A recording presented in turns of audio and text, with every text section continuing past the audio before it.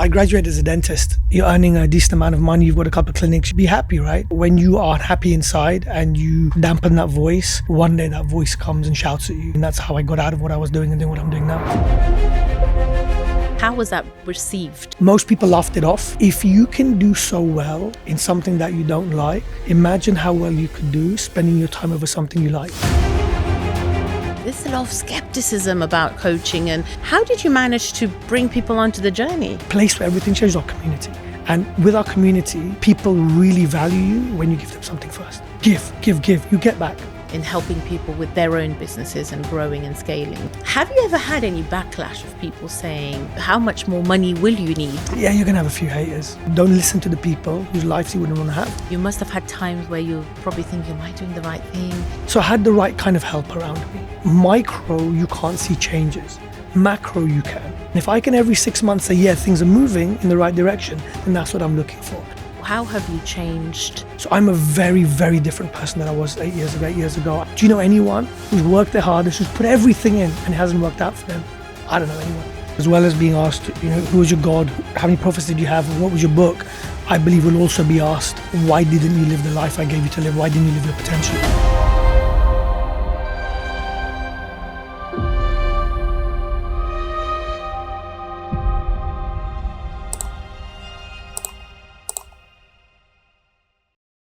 Assalamu alaikum everyone, and welcome to the KHOJA Connection podcast. I am your host, Doureine Hiridjee. So today we have an amazing guest, and I will ask him to introduce himself, but he has changed many lives, especially in the last 5 years, and it's all about the mind and who you're becoming. So Mahmood Mawjee, thank you so much. Assalamu alaikum. Thank you so much for being here, for taking the time. I know you're a very busy man, so thank you. Alaikum salam. Thank you so much for the invite. Okay, pleasure to be here. Honored to be here. Excellent. So Mahmood, tell us who you are. For those, I'm sure so many people already know you. You've actually broken international barriers as well now. Alhamdulillah, you're all over the world. But could you still introduce yourself to tell us who you are, what you do? Okay, thank you very much for that. Yeah, so my name's Dr Mahmood Mawjee. Business-wise, I'm the founder and CEO of a company called Brilliant Beyond Belief. We're a company which believes that human potential is unlimited. And so what our goal is to be able to unlock potential in each and every person. I believe that Allah's put us here on this earth with an unlimited amount of potential. And when you look at the world, there are some people who do uber well and some who don't. And there's reasons behind that. And our role is to be able to help everyone become the best version of themselves and live the best version, so that one day when we're asked, as well as being asked, who was your God? How many prophets did you have? What was your book? I believe we'll also be asked, why didn't you live the life I gave you to live? Why didn't you live your potential? And that's going to be a massive part of the questioning which we're going to have. And our role as a business, I feel my role on this earth is to be able to help people unlock potential, to be able to become the best versions of themselves. That's in essence what we do. And doctor, what's that story? Doctor story is I graduated as a dentist. Graduated in 2003 in Manchester, and I practiced dentistry for 14 years. And for the first 7 years, I really, really enjoyed what I was doing, loved it all. And then I started getting that itch where I started getting a bit bored, started disliking what I was doing. And I knew there was a bigger calling for me, but I never knew what that calling was. Everyone I spoke to, everyone said, Mahmoud, just be grateful. That word, be grateful, be content with what you have. That's it. You're earning a decent amount of money. You've got a couple of clinics. You've got a lot of staff. You've got a family. Be happy, right? And you're not meant to enjoy your job. You're not meant to wake up every day with a spring in your step. This is not what it's about. We're not here to enjoy this earth. You're meant to go to work, earn money, and that's what it's about. And I believe them. I believe them for a very long time. And the problem is that when you are happy inside and you dampen that voice, one day that voice comes and shouts at you. And that was my journey, and that's how I got out of what I was doing and doing what I'm doing now. What did it take you though to actually realize that and listen to that voice? What made it come out? What was the moment? So, great question. I believe that change in your life will only happen when the change of staying the same becomes greater than the change of actually changing, than pain of changing. So most of us, we're very comfortable where we are. And the pain of actually doing something different is huge. So we don't do something different. But when the pain of staying where you are becomes greater than the pain of change, that's when we change. And I believe there's three times in your life when you really make a change. I call them the 3 Ds: death, divorce, diagnosis. Death in your family, obviously not yourself. A divorce, which will shake you up, or diagnosis, you're sitting in the doctor's surgery. And that's when they say, and you said, you know what, that's it. Life's going to change from today. So for me, it was the death part where my father passed away. And when my father passed away, he was super happy when he went. He did everything he wanted to do. He had the impact he wanted to have. And I looked at my life and I said, if I was to pass away today, I haven't done anything. I actually haven't done anything. I'm unhappy with what I'm doing. I haven't made any impact in anyone's life.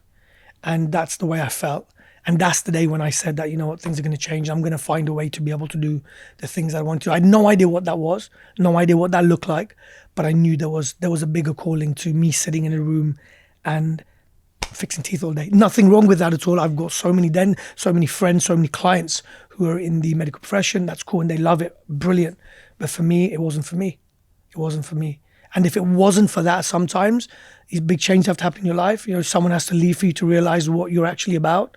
Someone's book has to close for yours to open, that kind of thing. And I believe that was, for me, that was Dad. And Dad's book had to close for me to open mine. Wow.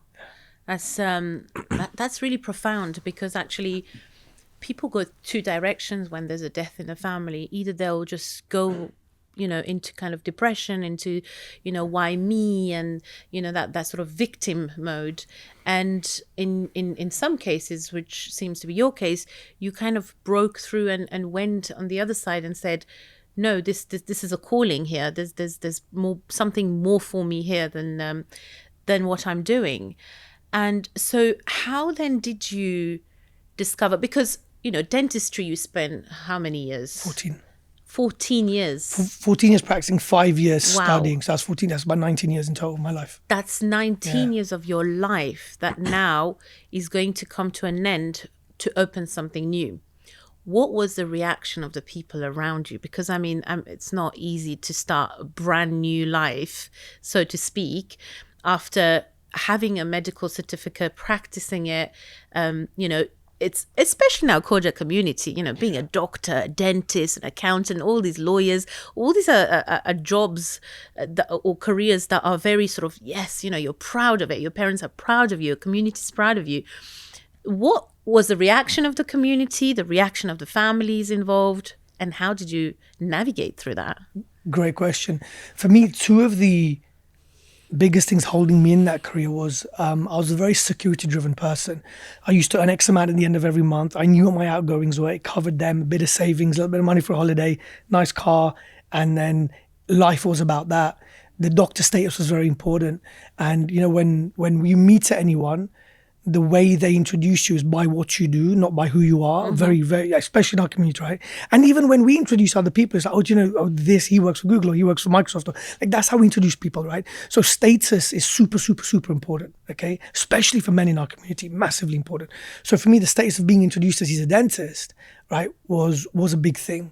He's a doctor, he's this, so that was huge. But there comes a point when none of that matters anymore.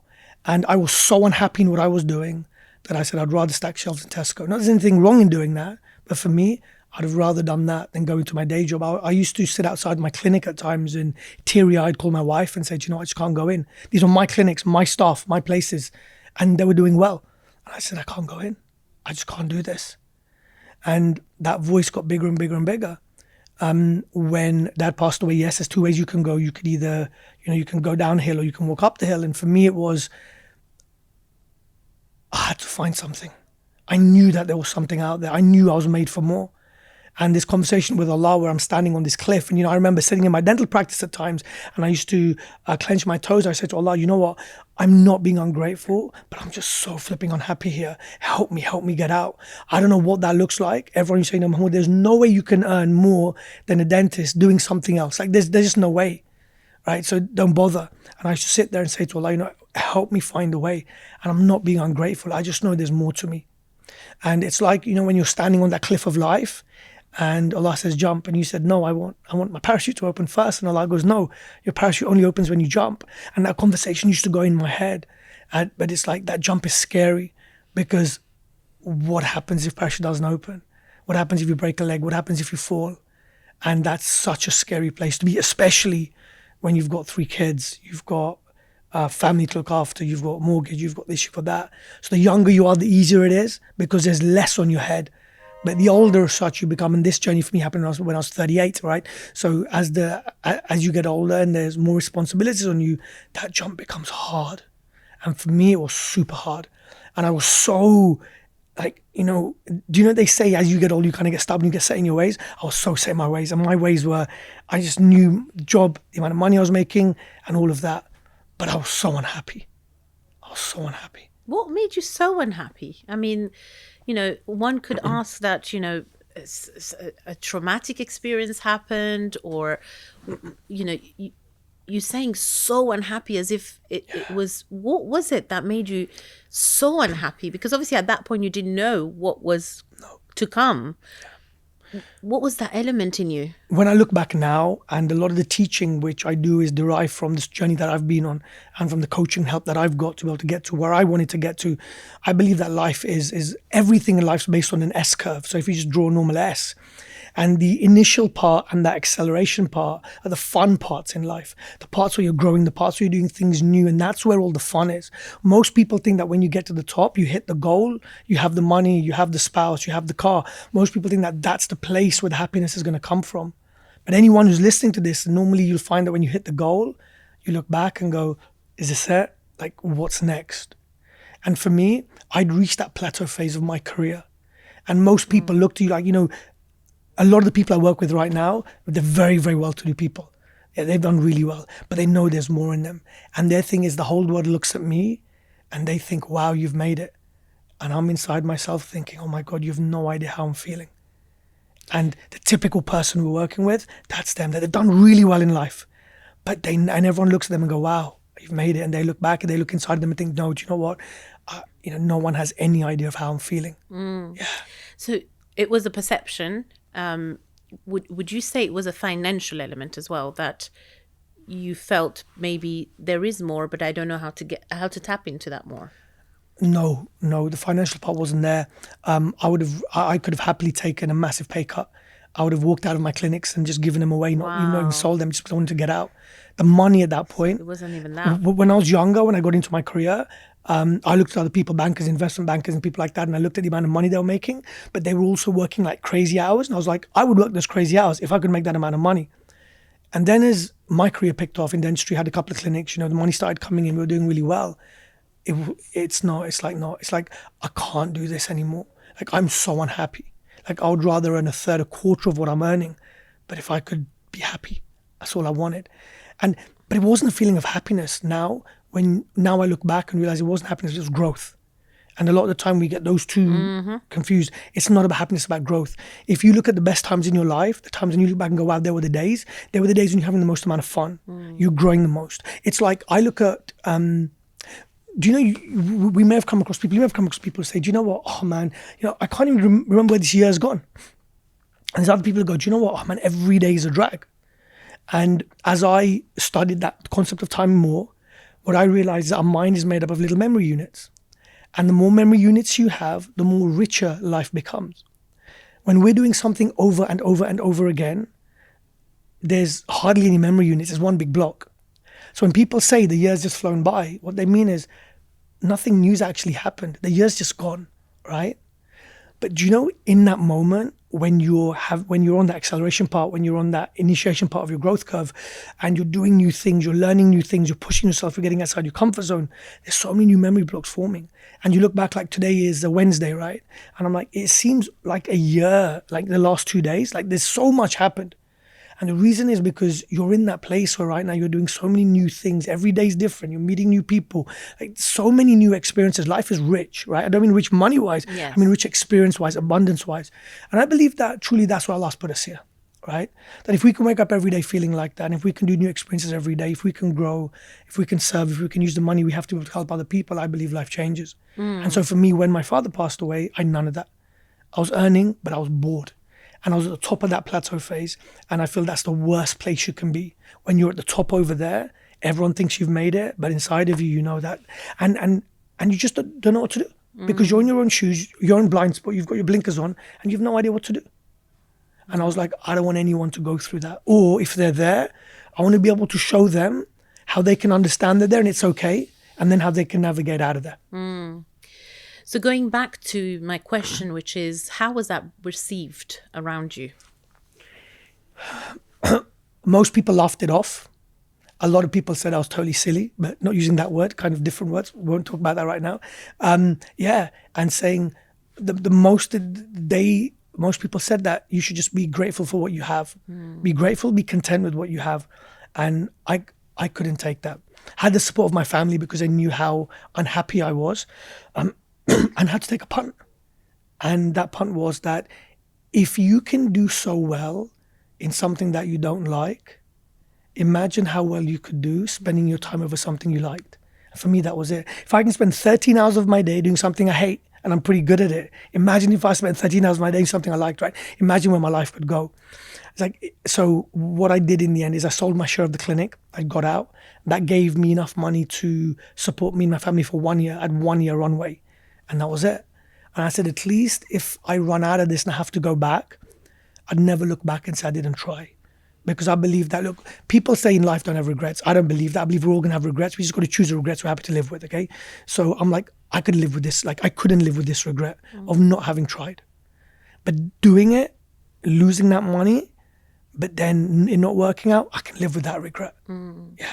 So the pain had become too much. Too much. And so that's when the change needed to happen, basically. Yeah.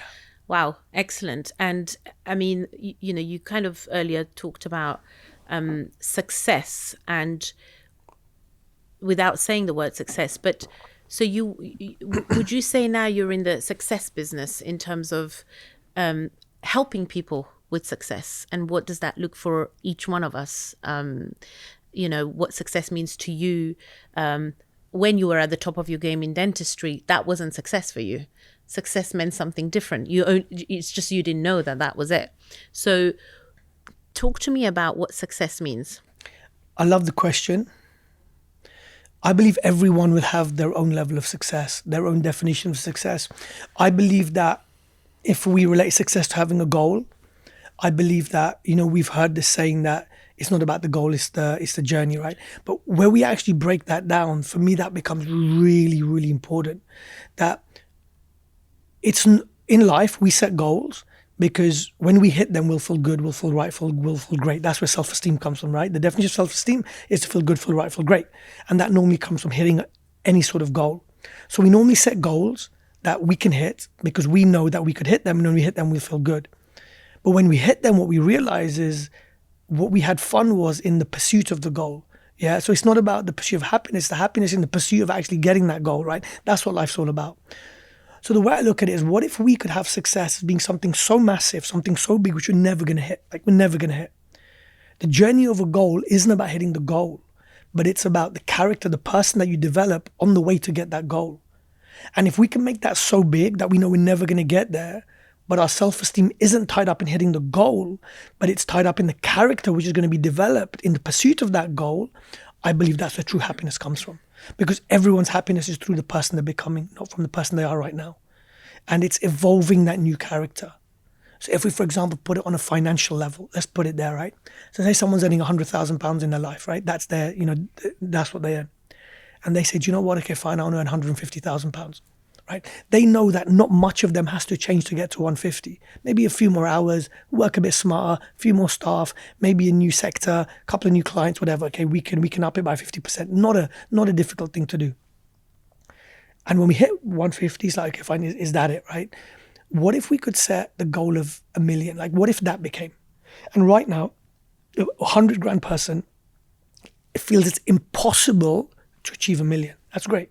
But it's impossible unless a few things happen. Let's figure out what those few things are, right? Now, that person who you are right now could never hit 1 million. And what about if we developed that character right now? Like, how would you feel if you'd hit 1 million? What does that person look like? Now let's go build that character. Yeah. And as we build that character, the results start coming. But if we can make that goal so far and we're growing along the whole way, I truly believe from the tens of thousands of people who I've coached and the results that we've got, that's where happiness lies. The analogy that's coming to mind is, for example, if you want to become a champion swimmer, and you're not, it's kind of emulating and modeling basically what that person is doing to have become that champion, and taking the same steps so that you can become then that champion in that way. So, I'm just breaking it down in sort of, I'm a very visual person, so I like to do things very sort of visually. So visually, that's what it means, is that you're building yourself, your character, your skill set, your personality, your habits, your very many, what makes you into a different you, basically a different version of you. So that can be applied in different aspects of life, whether that's financial, whether that's faith as well. So what's that formula? What's the formula that you used for you to break? Because I remember, Mahmoud, you started doing training first. Yeah. Right?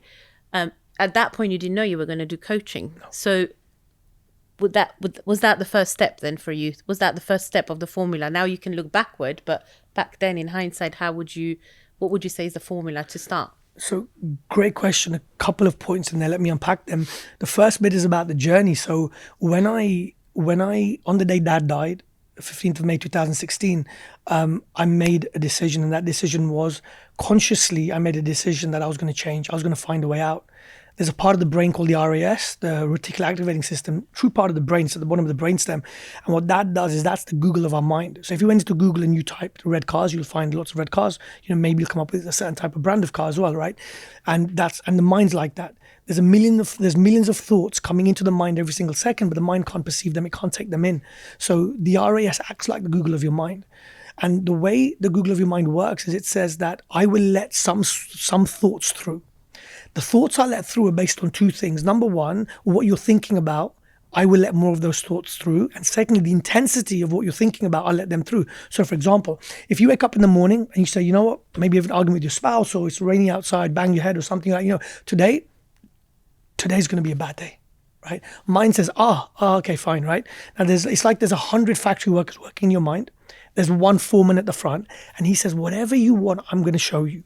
So you say today's going to be a bad day. The foreman at the front goes, okay, fine. I'm going to show you it's going to be a bad day. So what the mind now does, it only filters thoughts through, which will show you that it's going to be a bad day. Because that's what the RAS does. On top of that, if you come and say, today's going to be a really bad day, the emotion you put behind it, the intensity of the emotion is the second part of what thoughts can be let through. So if you say it's going to be a bad day in a really emotional way, fine, like that's what you're going to see. And the chances are you'll have a really, really bad day. Some day you've woken up, sun shining, great day, you go, today's going to be brilliant. And it does. It's not luck, it's you did it. Mm-hmm. And the reason you did it is because that's the way the mind works. So on that day, when I made that intention that I'm going to find a way out, things in my mind now started happening. I started seeing things I wouldn't have seen before. I remember I was walking down the street. There was this big quote by Gandhi. And what the quote said is that you'll find yourself when you lose yourself in the service of others, right? Yeah. Great quote by Gandhi. Normally, I would have just brushed past it. But this time, something triggered. I was like, wow, there's something in here. And when I looked at that, I said, because everything in my life up till then was done for me and for my family. It was all about money, right? So I said, what if I could do something for the service of other people rather than for me? Like maybe that's what this is showing me. And I said, what is it that I've done? In January in 2016, I lost a practice of mine. That cost me £500,000. And for me, that was my pension. Imagine 38 and I was already thinking my pension, right? That's how life was. And that really hit me hard. It sent me down a spiral. And what I used to get out of there is I used running as a tool. So I used to run every single day, and running allowed me to focus my mind on something better. Do you know what that was? It just allowed me to focus. When Dad died, the running really, really helped me every single day cope with Dad's death. Even on the day we buried Dad, I went for a run in the morning, and then, we went to bury Dad. And so running really helped me. So when I saw that quote, I said, you know what I could help people with? I could help people get mentally fit through training physically. So that's my give back. I could do. So I started up a fitness class, which is now SJ Fitness. We've been running now for how many? I've been running for nearly 8 years. And it came out of the place where I said, I want 15 people who I want to train in a park, and I want to give them the gift of mental strength through physical training. And no charge, come and join me. And you know, from my KHOJA community, what people said to me, Mahmood, you won't get 15 people. You won't. KHOJAs don't care about health. I'm like, that's cool. And they said, you know, you probably get 5. And I thought, you know what, even if I get 1, that's enough. Because, yeah, maybe I can't change the whole world through one person. But if I could change the world for one person, for me, that would have been it. But we got 15 people straight away, and we started, right, straight away. But what was even different on there is at that point, I heard a story, and the story was about King Arthur. King Arthur was a great king. And profound story, brilliant story. They came back from battle one night, and King Arthur and his knights are sitting on this round table. And a round table back in the day used to signify everyone's equal. So King Arthur normally used to give a bit of wisdom to his knights. And that night he said, look, to each and every one of his knights, I want you to go and find the Holy Grail. And his knights were like, what do you mean? Then he raised his voice. He said, knights, I want you to go and find the Holy Grail. And one of the knights stood up and said, with due respect, you know, Your Majesty, I don't know what you mean. And we all don't know what you mean. What is the Holy Grail? And he said, it's a good you asked. He said, each and every one of us in this room, we've got a Holy Grail. For some of you, it may be your spouse, it may be your marriage, it may be money, it may be business, it may be health, it may be relationship with your kids, maybe relationship with God, whatever. That one thing which is so important to you, that's what you need to go and concentrate on. That's what you need to go and find how to make it better. And another knight stood up and said, well, do you know what? How? And he goes, great question. He said, what you do is look outside in the forest. And he goes, go to the darkest part in the forest, and that's where you'll find it. Now, for me, that story landed really, like, you know, when you're looking for something, it lands well, right? And for me, what that showed is that your growth, the thing that you need to do the most is the thing you want to do the least. It's the darkest place of your life, the thing you've closed up, the thing you don't want to go to. It's that tough place. And for me, that place was speaking. Since I was younger, I had a stutter. I couldn't speak. I used to get bullied in school. I used to get beaten up in school because of my stutter. The first business I started was in high school. Where I used to sell my Amstrad games to get enough money to pay my bullies off because I didn't want to get beaten up. And so that's where kind of my journey started. And so I realized the biggest problem I had was I couldn't speak, and I was embarrassed and I couldn't because the words wouldn't come out. Doctors have said that it's impossible. Even if you Google it now, if you've had a stutter for 2 years, you can't get rid of it. And you know, sometimes when people tell you something enough, you believe it. Or even when you tell yourself something enough, you believe it, right? That's another story we'll cover too. But so for me, it was like, what if I could conquer that?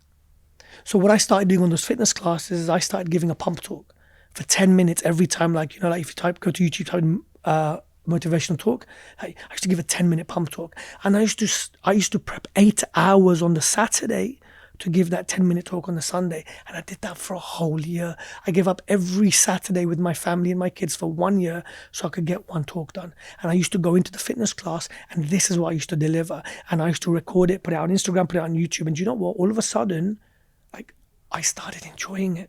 And I'm like, wow. And you know, everyone goes, well, you should know what your passion is. I'm like, the only way you find your passion is when you start something and then you realize you like it. It's like Roger Federer. He never knew he was good at tennis until he started playing tennis. Ronaldo never knew he was good at football until he started playing football. I never knew I loved speaking until I started speaking. And that's where the passion started. People started watching it. They started liking it. And they started inviting me on their stages to speak. And this was our community stages, but also other business stages around the world. And that's where kind of my life changed. But for me, the place where everything changed is our community. And you know, sometimes like back in the day, like our community is very different right now. Everyone's so together and we're doing so much. And back in the day, people used to say, you know, I don't do stuff for the community and things like that. The biggest stepping stone I had was from our community. If it wasn't for that fitness class, my first clients came from the community. Like everything happened from our community. And I believe we've got the greatest gift of our community. And with our community, people really value you when you give them something first. Yeah, you give, you get back. But go and give. And that Gandhi quote, relate back to that was the journey how all of this started. Yeah. Wow, there's so much you've shared. I don't know where to start from, but there's so much I want to pick on now. So what you said about the mind and how powerful the mind is, and what you focus on grows, right? Yeah. And it's something that I think, alhamdulillah, our community is starting to do. As a KHOJA community, it's something that we are learning to do. It's a journey we're all on. And we always want to pick, naturally, the mind goes into the negative, right? Like 90% of our thoughts are negative thoughts. And from yesterday, same thoughts that we are repeating on a daily basis. And it's kind of bringing... So first of all, our mind goes to the negative. Why is that? Number one. Number two, what you're showing here and what you've demonstrated is that when you have that power of the mind, of the resilience, of the dedication, of the motivation, and all of the bits that you've brought to it, you can create a miracle. You know, there's a lot of beliefs that we've grown up with that we unfortunately sometimes just get stuck in. And it's only when you come out of that belief system and you realize actually they were not real beliefs, they were just made up, or actually other people's beliefs. So how did the first, so, you know, you've come through that journey, you've done your one talk, two talks, and let's not forget, you grew up in a household where your father was talking. Yes. So actually, without probably realizing, it was ingrained in you to talk, the love for talking, without you really knowing. It was probably already there somehow, watching him, inspiring, because he was an inspiring man. His words really resonated with a lot of people. He broke things down. You know, I think one of the things that I remember of him, and many people would agree, is that he was breaking concepts, very complicated concepts, into really digestible elements. And you grew up watching that. And perhaps subconsciously, it's something that you were kind of picking up as well. But why is the mind going towards the negative? What was your first experience with the KHOJA community, breaking down those barriers, breaking down the beliefs? Because, you know, change is not easy. Change is a very hard curve. We know the curve of change, you know. How did you manage to bring people into, you know, there's a lot of skepticism about coaching, and especially at the time you started, what is this coaching? What's it talking about, the power of the mind? How did you manage to bring people onto the journey? Great questions. Again, a lot there. When we talk about the power of the mind, if we talk about that first, there's two parts of the mind, right? There's the conscious and the subconscious part of our mind. The conscious part of our mind accounts for 5% of our mind. The subconscious accounts for 95% of our mind. So what that actually means is that we think about what we think about 5% of the time. So we only think about what we're doing 5% of our life. 95% of our life is played on autopilot. And the reason that happens is our body's designed, our mind's designed to save as much energy as possible. Our brain weighs about 5 grams, but it takes 20% of our calorific intake. So 20% of your calories are burned up in thinking. That's crazy, right? So when you think, like, you know, if you've had a day of thinking, you're going to be really tired that day because a lot of energy is being burnt. So the mind says, you know, I want to put everything in the subconscious and not put much in the conscious. So in the conscious mind, our life tends to be like 95% the same. That's why there's a 95% rule, right? So most of our life tends to be the same. We have in our subconscious part of our mind, all our beliefs are kept, and that's where our beliefs are. And what our beliefs are is things which we believe we don't even know. So, for example, if we, I don't know, let's pick up something on money, for example, right? So, you know, the audience can finish this. If I say money doesn't grow on, yeah, you've said it, right? Trees. And if I said money is the root of all evil, right? But where did that come from? Inside us, we've got a subconscious belief that we believe things like that. And whenever we need to make a decision in our life, the way the mind works, the mind goes to your subconscious first to be able to help make that decision. So a lot of what's holding us back, no, let's change it. All of what's holding us back right now are beliefs that we've got. The idea I had and the idea I wanted to get through to everyone was that let's get to understand this. Let's break this concept. Like Dad was brilliant at doing this, like breaking the really complex things into easy, digestible tasks. So I was like, let me actually understand how the mind works. And let me show you that if you can focus on something positive, why it actually works. Why is it that, for example, that phrase they use when nerves fire together, wire together, what does that actually mean? what it means is, right, because the brain wants to save energy. So, for example, do you remember back in the day when we had the dial-up phones, right? If you had an auntie, if your auntie was in Madagascar, right, and you called her from here, now you're going to call and you're going to call the operator, can you put me through to my auntie? They'll put you through. The second day you'll do it, they'll put you through. The third day, day 27, they'll be like, Doureine always calls her on. So do you know what they'll do? They'll hardwire, they'll patch it in. So now you don't have to go through the operator anymore. That's the way the mind works. The mind says, what you think about all the time, I'm going to hardwire it, put in your subconscious. Don't even think about it anymore. It just happens. Angry people get angry all the time. Happy people, happy all the time. Sad people wake up sad all the time. It's like stressed people wake up stressed all the time. Why is that? It's because you've done it for so long. The mind's programmed like that. The mind believes that's the right thing to do. So the way you feel, the way you act is because over time you've programmed your mind to do that. To change that program is super difficult. So you've got to use your conscious mind, right? So you've got to unpack that, unravel that, start creating new beliefs. My point was, what if we could get people to understand this? It's simple. Like, there's a reason why you're angry all the time. Yeah? And it's not because someone did something to you. It's just because, like, we can change it. And you're not an angry person. You just choose to be angry. Like, we can actually change this. So I started working with initially people from our community to show them that we can make these changes, breaking habits, breaking barriers, things they've never done before, getting them to make a huge amount of money they've never made before, getting them to do things they thought they could never make before. And all of a sudden they were like, wow. I'm like, yeah, this stuff works. Because it's all science, right? And it's all digestible now. And I did it for myself. And if I can do it for me, I can do it for you, right? So the trust came quite quickly. But the trust was because I believed that I gave a lot before I asked for anything back. And for a few years, I didn't ask for anything back. It was just give. And it wasn't because I knew I was going to ask. I had no idea that we were going to get into the coaching industry. I had no idea about that at all. And, one thing after the other kind of things fell in, and we ended up where we are right now. But it wasn't a plan. I had no idea. I had no idea where things were going to go. At that time when I was doing fitness, I started taking up my personal training diploma so I could fitness train people, because that's where I thought life was going to go. But then it didn't go there, it went somewhere else. And so it was just, I believe that Allah opened up such a beautiful path, but it came because I wanted change. And it was that I truly believe that we're not meant to be content in life. Because imagine if we're sitting down right now and Allah came here and I said to Allah, I'm content, don't want to do more. He would probably hit me and say, what do you mean? Like, you're a young guy. I've put you here on this earth. You've got so much to do. Go do it. Don't be content. Be grateful. Be grateful for what I've given you. But why would you ever be content? Just keep pushing. Keep pushing till the day you die. And Islamically, that's what we're told, right? Keep pushing, keep growing, keep giving. To keep growing yourself every single day. Reach your potential. I'm not sure if it's Imam Ali or the Prophet said that every night when you go to sleep, ask yourself the question, how much have I grown? What have I done? What have I done differently today, which I didn't do yesterday?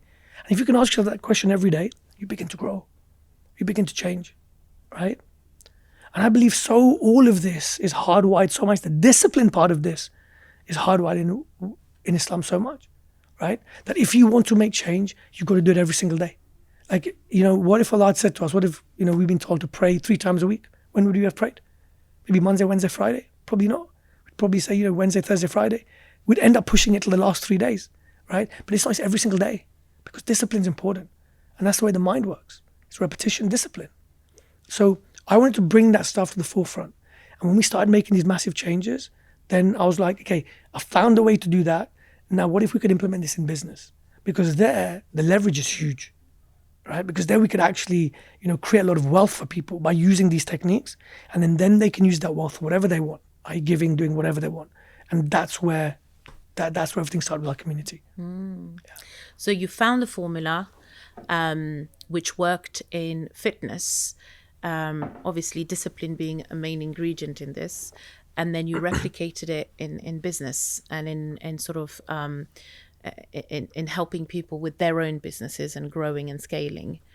Have you ever had any backlash of people saying, well, why are you wanting more money? How much more money will you need or will you want? Have you had those type of people with those kind of beliefs coming to you and say, well, what's the end of this all? Yes and no. There are always going to be some people like that, right? Some people who come and tell you you should be spending more time with your family. And I'm like, well, you spend more time with your family, right? And there are going to be people like that. But on the whole, you're going to have a few haters. You have to have that anyway, right? But I've got this rule where don't take advice from people whose lives you don't want. Okay, that's served me a lot. And don't listen to the people whose lives you wouldn't want to have. I'm like, that's cool. That's what you believe, because you believe that. That's your belief. That's not my belief. What I also know is someone who's doing better than you would never put you down. We know that. People normally put you down.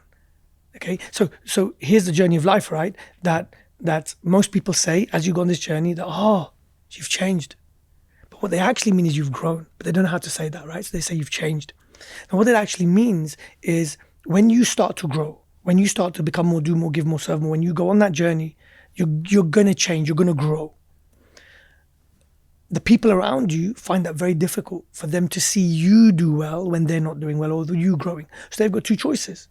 So they can either get out of their comfort zone and grow, which is very difficult. Because when we start to grow, we start hitting the biggest fears we have, and the biggest fears in life are the fear of failure, right? And that's the biggest fear we'll ever have. And most people find it very difficult to get over that fear. So they stay in their comfort zone, they don't do anything. But then what they do is they don't like you to grow. So what they do is they pull you down. And a lot of the stuff, especially in our community sometimes, it's like, you get these random WhatsApp groups, like, what's that about? It's about people feeling so insecure because they're not growing, but they're seeing other people grow, but they can't grow either. They don't have the strategy, they don't know how to, or they just don't have the willpower to do it. So what I'd rather do, pull you down, right? So yeah, it is going to be there. Right? Quite a bit of that on social media, a lot of that, right, on social. And sometimes you just got to grin and bear it. It's tough sometimes because you're like, but then you smile and say, do you know what, this is cool, this is life. And this is what hard feels like. And most people wouldn't do this, and that's why I'm doing this. And to come to that point, because at the beginning, Mahmoud, you must have struggled so much to kind of have that credibility. But you persevered. You must have had times where you're probably thinking, am I doing the right thing? Is this actually, were people right? Am I really supposed to be doing, maybe I'm doing the wrong, maybe I was wrong the whole time. You get imposter syndrome, you get people, and that's like that phase where you're thinking, I'm going to come back. I'm actually going to go back to dentistry or to whatever I was doing. What would you say to those people? Say, no, keep pushing. But what's that one thing you say? Just go for it. Great question. I would say two things. Number one, I've always had mentors and coaches in my life. On this journey, getting people who've already standing on the shoulder of giants. And what that's about is, why should I spend 10 years doing something when there's someone else who's done that and I can pay that person for them to get me there in a year? I saved 9 years of my life. Right? So I've always had mentors and coaches, and that's obviously what I do for people. It's like, when there's people who've already done what you're trying to do, let them help you. So I had the right kind of help around me, and I met some really amazing people and just amazing coaches and mentors in my journey. And even now I've got 5 main coaches in my life, and they really, really serve me well. And the other thing is, early on, it's like micro, you can't see changes. Macro, you can. So if every day I used to look back, and when I came out of the industry and said, oh, things happening, I started going crazy. And I said, look, I got to step back. And then I started judging things on 6 months. I said, every 6 months, I'm going to look back. I'm going to look back and see, have I grown? What have I done? And if I can every 6 months say, yeah, things are moving in the right direction, then that's what I'm looking for. So the fog goes away. Daily, there's fog. If you look on it on a 6 month, 3 month horizon, and you look back, you realize, yeah, do you know what? Okay, I've done this, I've got this engagement, I've got this contract, I'm working with these people, I've made this much money. Things are moving in the right direction. So right? It's not movement, it's progress in that way. It's progress, it's movement, it's everything. As long as you can see that, but on a daily time frame, you can't see it. And you'd go mad looking at it on a daily time frame. So I started looking back every 6 months saying, do you know what? Yeah, we've achieved this. This is great. Keep going. Even right now, over the last year to 14 months, we've developed this new arm of our business where we work in corporates now, like big companies. It's been really difficult to be able to get off the ground. And sometimes you look back and think, like, the amount of rejections you get, the amount of this you get, right? But then it's like, if you're looking at it on a daily basis, you're going to be wiped out. So let's look back every 3 months. Let's see the new contracts we've got, who we're working with, how many coffees we've got, how many prospects we've got, what's in our pipeline. Like, let's start looking at that. Now when we look back, it's like, okay, fine, we can see things growing. Plus having the right type of help around you to be able to help you unlock those conversations. So who have you become from what you were, 8 years ago was it, to now? How have you changed? Who have you become today? Because we're talking about changing who you are. How has that actually impacted other areas of life as well? children, you know, they're taking all of that in. I'm sure they're listening, hearing what you're saying. How has that impacted you as a person in terms of what you were, who you are, and where are you going? Great question. Where are we going? Do any of us know? I know we've got a big vision for our business. I know we've got a really big vision, and that drives me. And that is kind of the North Star of my life. And I know that the pursuit of that goal will help me become a different character in all parts of my life. So, you know, the 8-9-figure Mahmoud is very different from the 7-figure Mahmoud. Very, very, very different. And I'm excited to meet that person. I'm excited to meet him and see what he brings to the table. I know he's a better husband. I know he's a better dad. I know he's a better servant to people. He's like, everything about that guy is different. And that's the character I'm building. And I'm excited, and I wake up every day, and every day's tough. Like life's like, you know, every day's not meant to be great. It's not about that. Like 80% of the journey is super hard. And sometimes you're just like, what am I doing? But again, it is the person that you're becoming along the way. So I'm a very, very different person than I was 8 years ago. 8 years ago, I believe I was a very poor leader. I didn't have much energy or enthusiasm around me. You know, my kids, yeah, I was dad, but I don't feel that I would have been inspired by the dad they had then. He was kind of your average guy. Now, I feel I'm different. I feel that I've got a drive. I've got a North Star I'm working towards. I feel that I'm developing every single day. I feel I'm doing new things. I'm learning new skills. And for me, that's everything. There's a lot of tug and war, because it means you're spending less time with your family. You're hardly home sometimes. You're away for weeks sometimes, traveling, this, that. You're, you know, back late at nights, and then there's 18, 19-hour days to pull, 7 days a week. Like, we're still in kind of startup mode. But for me, this is where the fun is.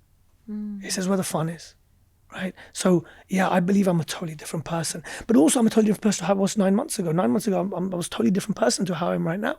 And I believe in 9 months' time, I'll be a totally different person again. But that's the S-curve, and that's that growth part. That's those memory blocks. That's what we're developing all the time. So if I can keep on developing and becoming this new person, and always look around me and always blame myself for everything, so everything I believe in life is my own fault.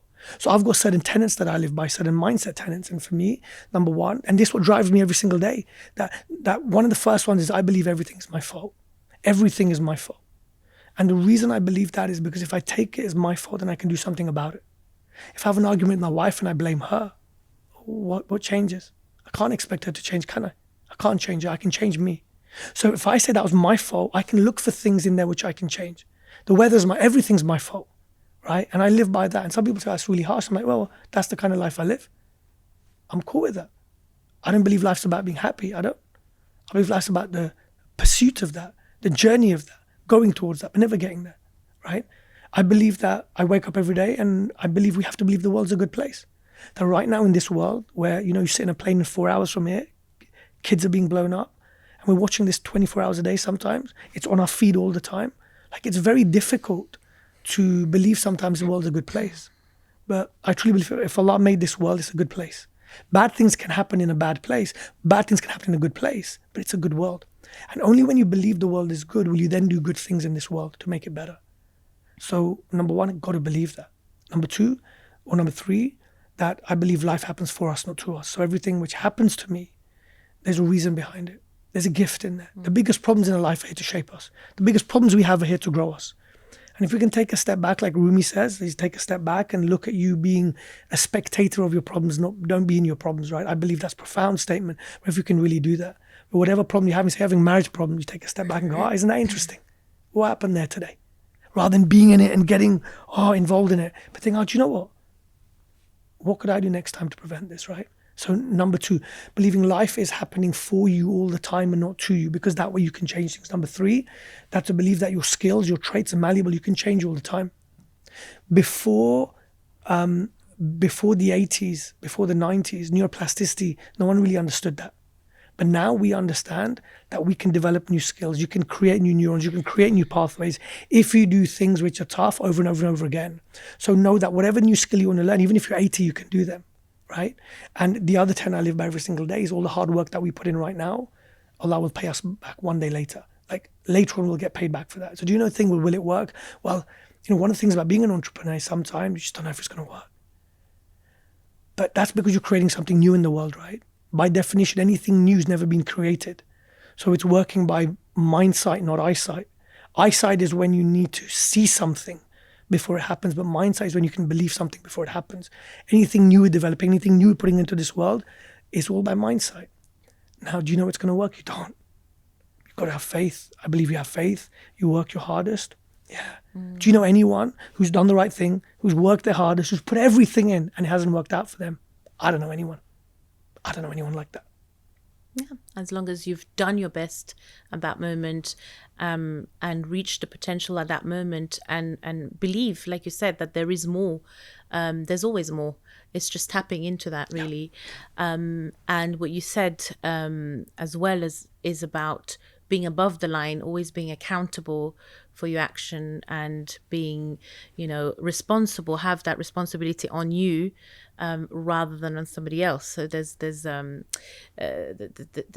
picture that I'm thinking, which is, there's the sea, and, below the line is where you're drowning, because you're blaming and you're in that victim mode, and above the line is when you're a victor, you're victorious because now you're taking life in your own hands and you're creating your life, which is very, very profound, because a lot of people actually want to blame other people.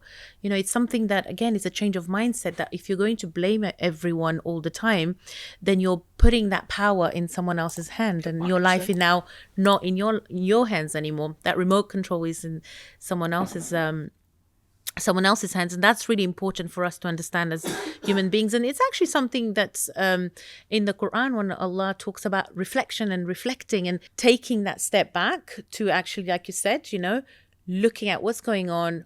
How could I have done better? What is it that my share of responsibility that I can change in this moment? So that's really something profound. And the other thing you said was, you're a better dad, you're a better husband, you're a different version. I hope my wife would say that as well. But yeah. I'm sure she would. I'm sure she would. And it's not so much about the quantity, but about the quality now. Yeah. Whereas before, perhaps there was quantity, but there was no depth to it. And now it's important because, a lot of people, I know a lot of people who have reached the financial heights of their life, but they're still unhappy because the intention, the sort of, like you said, it's like pursuing something that's not there and never happy and never sort of have that satisfaction. So they're not kind of focusing on the journey. They're more focusing on, okay, I want more now. I want more. It becomes more like a competition. I want more. This is not enough. I need more. And then in that, they lose themselves. They lose that quality. But actually, that what you just said shows you can have both. You can have, a financially stable life where you can grow financially, but also understand what that means for you and your family when you're becoming a different person as well. So, no, that's really, really profound. So tell me about, so you had, we're here at the Future Space, and I can see your name there on the board, Brilliant Beyond Belief. How did you come up with that name? So we had, when we started the business in 2018, when the business was launched, it was under my name, it was coaching by Mahmood Mawjee. And then over lockdown, we shifted to Reignite. So the purpose of what we used to do for people is reignite people, and that became the actual brand of the business. And as we have evolved, as we're evolving, the next stage of our business was to realize what actually are we doing for people. And what we realized is that what we're really doing for people is helping them find the brilliance. I believe everyone's got a brilliance inside of them. Most people don't know what that is. And what we do, what I believe my gift is that Allah has given me, is to be able to help people find what their brilliance is, then to be able to help them use that. So I believe it's my gift, but my aim is to transfer it to the people I work with, right? So we've got a team of, at the moment, about 17 of us.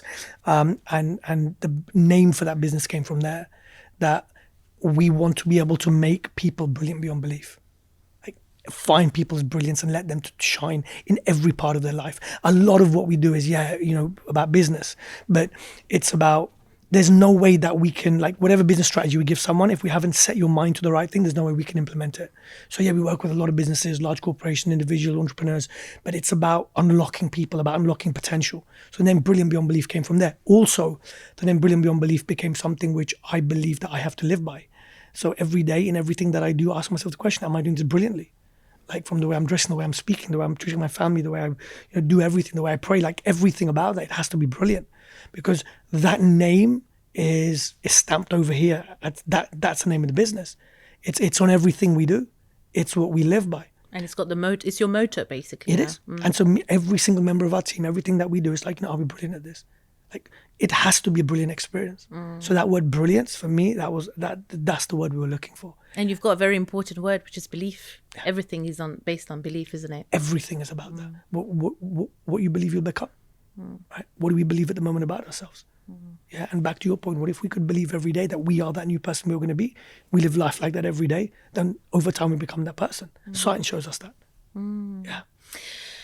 What would you say your one limiting belief is today, if you have one still? Because we always do, right? We all have limiting beliefs. What is the biggest belief right now? That's great. No one's asked me that before, to be honest. What is the one belief if I want to change right now, I could change? And it's let me take a moment to think about this.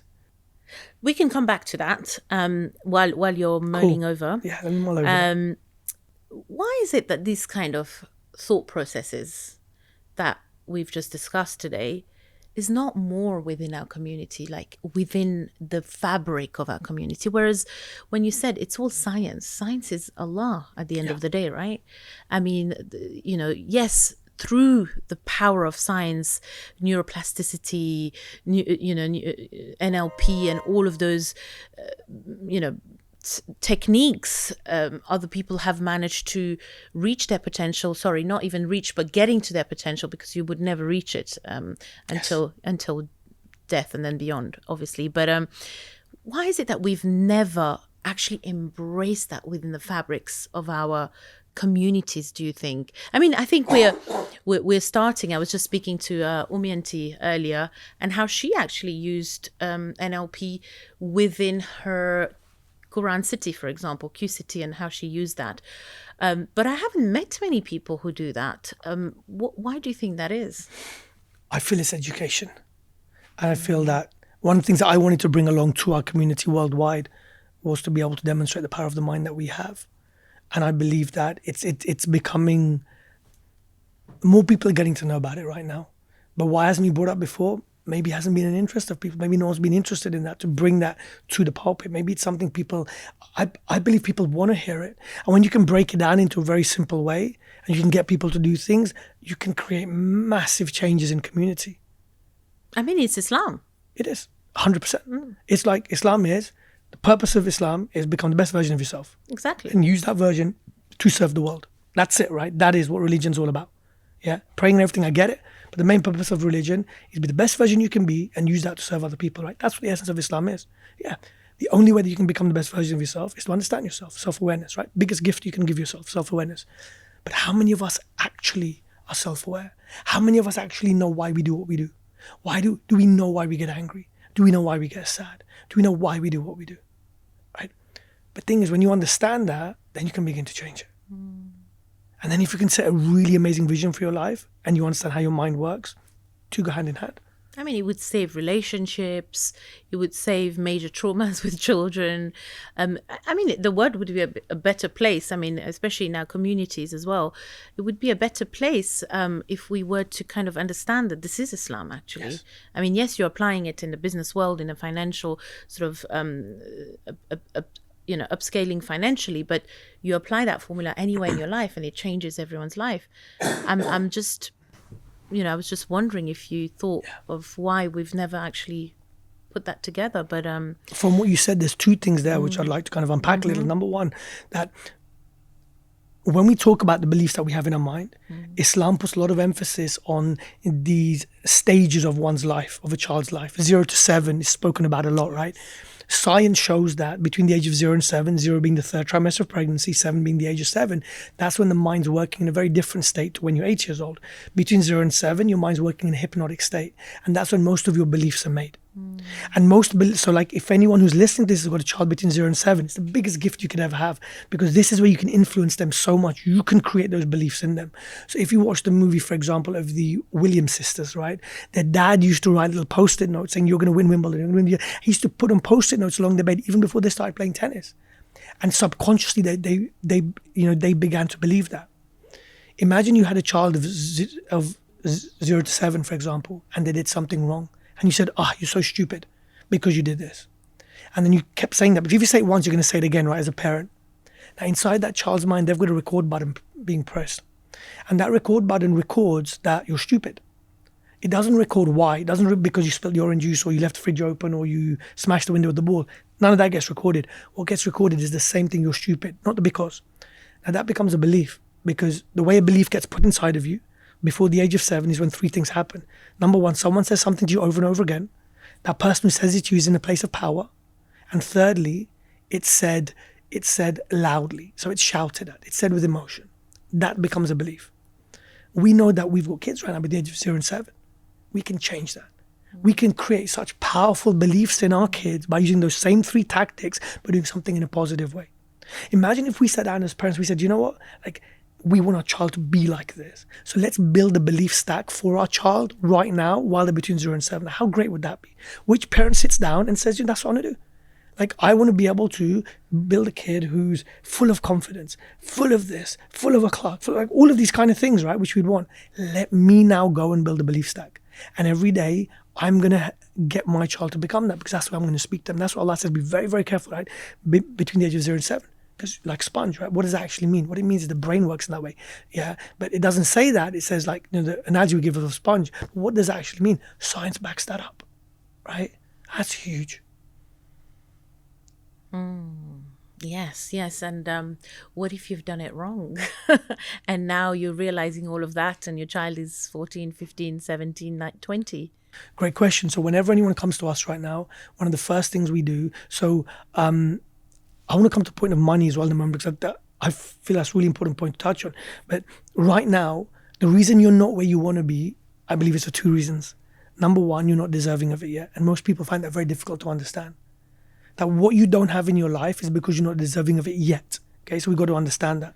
And secondly, you've got beliefs inside of you which are pulling you away from that. So for example, say you've got a belief inside of you that money doesn't grow on trees, right? Where did that come from? Oh, it came because when you were younger and you wanted something, mom and dad said, you know what, money doesn't grow on trees. You can't have those trainers. You can't have that. You can't have that, right? But they didn't say knowingly, they said it and they didn't even know what's happening. But they put a belief inside of you that money doesn't grow on trees. What does that mean? It means money is hard to come by. It means that money is tough to come by. So now, whatever opportunity you're given, 95% of your mind, subconsciously, you believe that money is hard to come by, right? So now you turn up to life and you said, you know what, I want to be unlocked. I want to be able to grow. I want to be able to make more money. I want to be able to become more, do more, like find it. And then they come to us. Like, that's cool. Let's figure out, number 1, the belief stack we need to build in you. But more importantly, let's find the belief stack you have. And if your belief stack's like a computer programming system, we got to take out one program and put in another. So take out one, control find, and then once you find it, delete, put in another one, put in another one more in parallel. And there's systems and processes that we use under high energy environments, okay, high powered psychological environments to actually instill new beliefs in people. So you could take that out and imagine, rather than a belief being that, money is the root of all evil, imagine you had a belief that money is the root of all happiness, because the more I have, the more I can give. Like, how great would that be? Imagine if you walked around the earth knowing that subconsciously. And everything you do, for you, money is like one of my billionaire clients, for example, right? Is his kids. They find it easy to make money. Very easy to make money. Like, that's the world they're brought up in. They find it hard to communicate with other people, but they find it really easy to make money. It's because they've got a belief in them that money is easy to make, because I've seen dad do it all the time, right? So that process is massive. Yeah. So that's the inner work. Yeah. It's kind of really breaking it down and then rebuilding it. Rebuilding you, like breaking you down and rebuilding you up. It's like we come into life right now and we've got an old operating system. For those of us who are wise enough to remember, like Windows XP, you remember the noise, yes. Right? XP stuff, right? And then we try and install the new software on that. It wouldn't work, right? So the first thing is, so I say there's various states of change. The first thing we have to do is change our mindset. And so when we want to change, number 1, you've got to change our mindset. Now, what that means is we've got to put a new operating system in there, right? Totally new operating system in there. Now, when you've got a new operating system in there, you can create a new vision of your life, because the old operating system couldn't have a new vision. So now you create this beautiful vision of your life. Now you know where you want to go. You now create a belief stack which will help you go to there, right? So you create a belief stack around that. Right? Now that you've got a belief stack, you know where you want to go, it's easy now to make a blueprint. That these are the things that you got to do all the time, the strategies, because most people want strategy, but their mindset hasn't been done, so they can't action the strategy, right? And so then they get a blueprint. And the 5th thing is after that, that you will hold people accountable to make sure they do the things they do. So for me, that's kind of the 5 stages of change which we go through. Yes. Number 1, new operating system. Number 2, let's create this beautiful vision of your life, what that looks like. Then number 3, let's create a new belief stack. Let's put a new belief stack in you, hardwired inside of you, and you walk around the earth believing these beliefs, right? And that's going to allow you to attract so much happiness, so much wealth, so much everything, because now thinking differently. Now from there, let's create the blueprint of what you need to do. And then number 5, let's hold you accountable. And like, when we break down what we do, they're the five stages. The 5 stages we take people through for change. Yes. And I think that I want to just quickly go back to the fact that Gandhi quote, that when you are in the service of others, I know that you have offered your services to our Jamaats as well, to be able to educate, going back to education and really sort of taking that on board, educate, and that service that you're giving. And that's important, the intention with which you come as well within the process. So that's profound, the service element, because I think in coaching, you can get lost in the money element, in the sort of, the processes element, reminding yourself of why you're doing what you're doing, and the service element of it. At least for me, I found that very, very sort of beneficial. So going back to my question, I don't know if you've had time to think about, what would you say? I mean, you've reached a stage where you've done a lot of inner work, you've done a lot of coaching, you're coaching others, you're being coached yourself, constantly sort of moving forward, going up, elevating yourself in many aspects of life. What would you say for a man like you, in a position that you are in, could be a limiting belief? So I've been thinking about that a lot since you posed the question. I guess one of the limiting beliefs I have is that the goal that we have of where we want to get our business, the reason I focus so much on the business is so for me, that drives everything else in my life, and also we've got a foundation arm to our business. And the foundation is where we support grassroots entrepreneurship in children within the UK. So the bigger the business becomes, the more kids we can serve. That's really, really important to us. And for us to be able to get our business to the figure that we want I've given it 7 years from now. And maybe a limiting belief for me right now when I look back is that it's going to take 7 years. That what if we could do it in 1? I love what Elon Musk says, right? What if you could put your 5 years goal in 6 months? What would that look like? Like you may not get there, but you'll get further than what you normally would. And what would that look like? And so maybe that's one of the limiting beliefs that we have, that I believe it'll take 7 years for us to get to that financial target within the business that we want to get to, which will then mean we can support X amount of kids, we can touch 1 billion lives, which is what our goal is, and things like that. So possibly that could be done a lot sooner. Interesting. That reminds me of a story I heard, I don't even know where, recently, that there was a town or a village where they wanted to call the 12th Imam, and they said to themselves they'll give themselves 3 days. In 3 days, the 12th Imam will come. So they did du'as the first day, he didn't come. They did du'a the second day, he didn't come. They did du'a the third day, and lo and behold, he appeared on the third day. And of course, he saved the day. It was in one of those books. I don't know, I'm not going to even quote the book, but the question was asked, why did you take 3 days to come? And he said, well, why did you give me 3 days? Oh, I love that. And it reminds me of what you just said, actually, that, it will take me 7 years because I've given myself 7 years. What if you gave yourself 3 years, 2 years, 5 years? But I love that story. Great story. I know. I just recently I'll add it to my story bank. Exactly. And you have many stories. I'll add it. I love stories. But alhamdulillah, I think we've, if we could continue forever. This is really,